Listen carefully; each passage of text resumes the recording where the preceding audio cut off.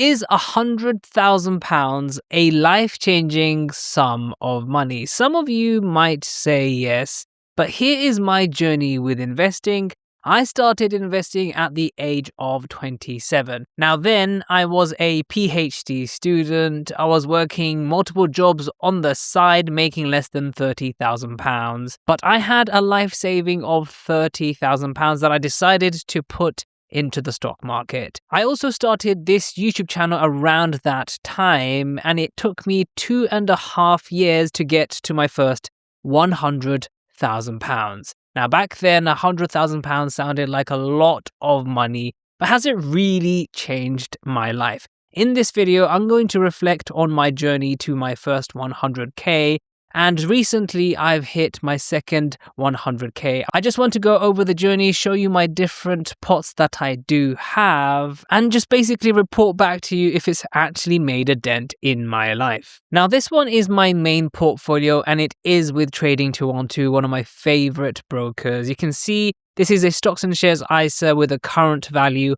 of £125,665. Now, as you guys can see, it says that my total deposits are £99,628, and I'll explain it. But you can also see that my last deposit was made about 2 years ago now, so I haven't actually been contributing to this Trading212 stocks and shares ISA, so I have several other ISAs which I am about to show you. So basically on the 30th of September 2024, I did an ISA transfer from my old stocks and shares ISA provider InvestEngine, and I had 2 years worth of ISA deposits in them that became £60,000 or close to, and that was just transfer. So the last time I actually deposited into the stocks and shares ISA was on the 6th of April 2024, so over 2 years now. So when I said I reached £120,000, that was split across different portfolios. And my main aim with all of my different portfolios has always been to target 10% per year. Now, if I go to year to date, you can see currently in this stocks and shares ISA, I have received a rate of return currently of 2.2%. So it's a far cry from the 10% that I need,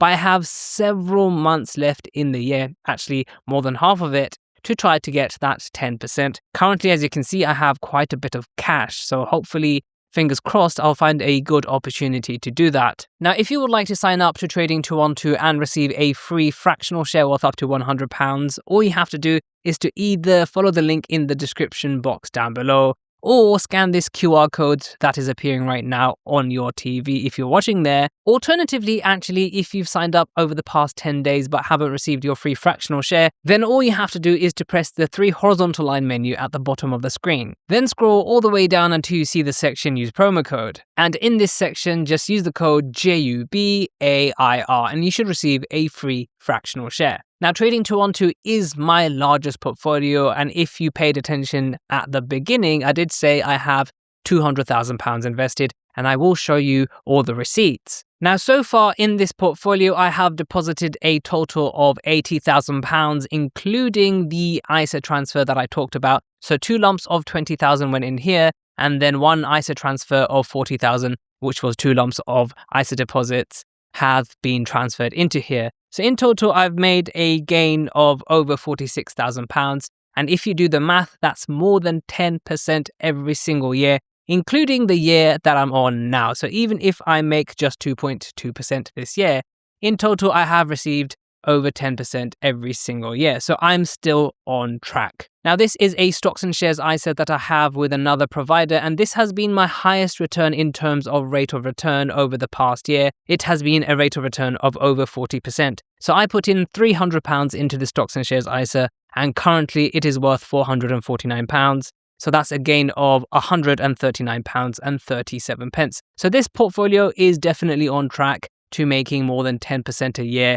If this is the second year, I can just divide 40 by 2, basically, essentially. The math doesn't always work like that. When I factor in 10% per year, this is actually compounded growth, so the math isn't as linear. But anyway, this is another portfolio that I do have that will add up to the total. So currently we're on around £127,000-ish. So here is another stocks and shares ISA that I do have. In this, I have deposited £19,700. So the £300 you saw with the other provider, That was the difference between this and that. That was the previous tax year where I put in £19,700 here and £300 in the other one. And over the past year, I have had a return, actually less than a year, because I actually started fully investing on May. So my rate of return has been 19.78%, which I am again very happy about. My target is 10% every single year. I'm going to try to max out my stocks and shares ISA every single year.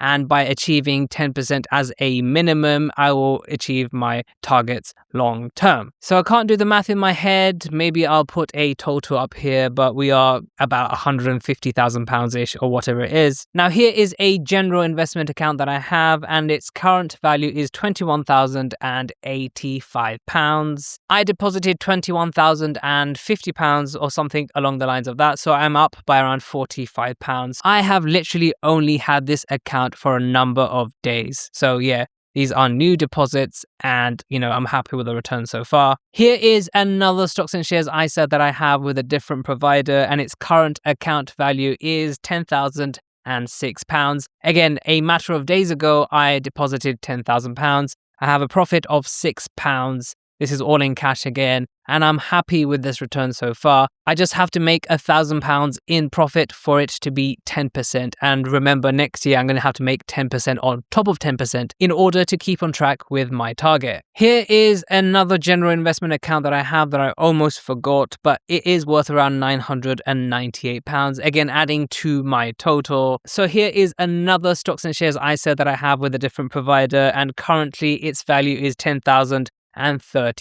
I've deposited £10,000 into this one. This is the current tax year's allowance, so it's been only a few days, and I'm up by £30. So again, I just have to make £1,000 in profit for it to be 10% on the first year. So if my mental math is not failing me, that's a total of around £191,000. And I've documented my journey with investing on this channel since practically the beginning. Now, yes, I did say £200,000, and I'm going to show you the next account, and then I'll talk a bit more. Now, this is the final account. It's not a general investment account or an ISA, but it is a personal pension, so a self-invested personal pension, and its current value is £15,057. Now, I was a sole trader about 2 years ago, and I made a bit more than I thought I would, so I put in £10,000. The government gave me a bonus of £2,500, and a bunch of tax came off my tax bill. That was the reason why I did that. And also, as you can see, with the £10,000 deposit, plus the government bonus, plus the gain that I've got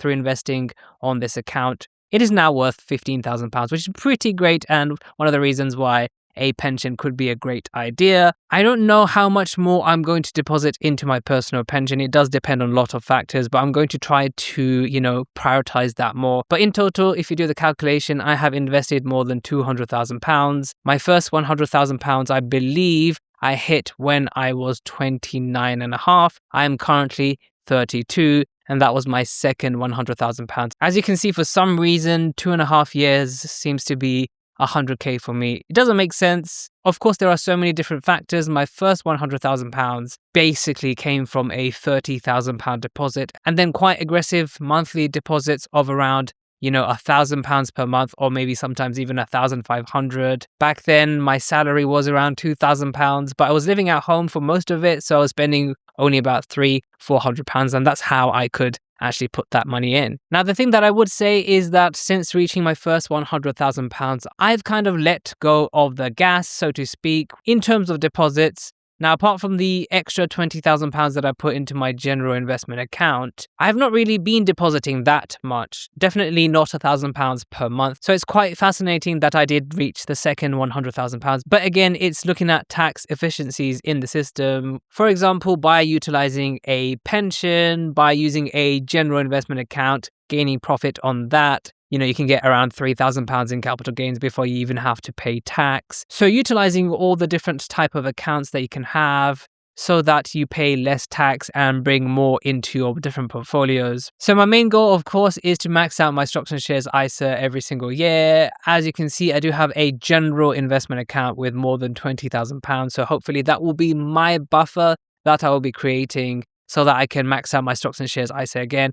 And like I said, my target is 10% compounded every single year. And in about 20 years, I'll probably hit my go. So £100,000 is definitely a life-changing amount of money. If I wanted to right now, I could put a massive deposit on a nice house, or even where I'm living right now, I could outright buy a house. This doesn't include some cash savings that I also do have. So, if you're going to buy a house, make sure you factor in other costs too. So yeah, getting to my first £100,000 has been incredible. I have been really lucky with the markets, and lately I haven't been so lucky with the markets, as you can see. But overall, since my journey began around 5 or 6 years ago, I'm very happy with it all. And hopefully by sharing my journey online, you can just get a sense of what things might be and how achievable they could be on a salary. Like I said, I was on less than £30,000